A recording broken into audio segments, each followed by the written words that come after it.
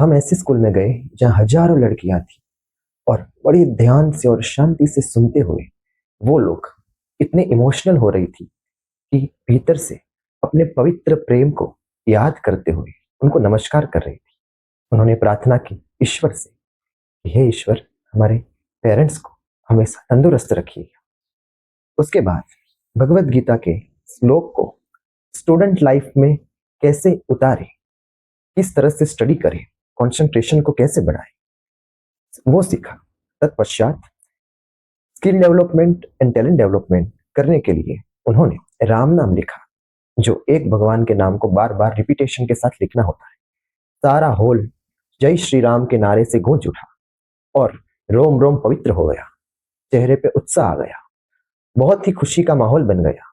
जो जो लड़कियां रो रही थी वो भी शांत हो गई और हंसने लगी, क्योंकि भगवान का नाम ऐसा है जो दुखी को भी परम सुखी बना देता है।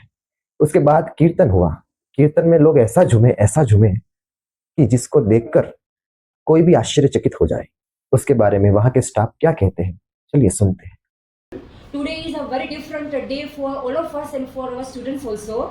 In our school compound, we have a very courageous and holistic program. They have tried the level best to inculcate all the rituals and why and how to honor and respect our parents, our teachers, our family members.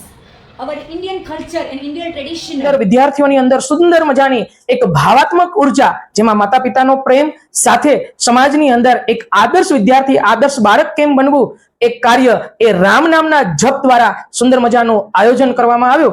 એમને એક જ ઉદ્દેશ્ય છે કે આજનો આ બાળક સમાજની અંદર મોબાઈલના યુગમાં માતા પિતાથી દૂર થાય છે, એ દૂર ન થાય અને માતા પિતાના પ્રેમમાં એ વધુ ને વધુ સાથે રહે, એ જ એમનો ઉદ્દેશ્ય છે. સાથે એ વાત મને બહુ ગમી કે આ ભજન કીર્તન અર્પણ જે છે, આપણા ભારત દેશના નવજવાનો આપણી રક્ષા કરી રહ્યા છે, એમના સ્વાસ્થ્ય સારું રહે, એમને દીર્ઘાયુ આપે, એવી વંદના સાથે આ કાર્યક્રમ પૂર્ણ કરવામાં આવ્યો.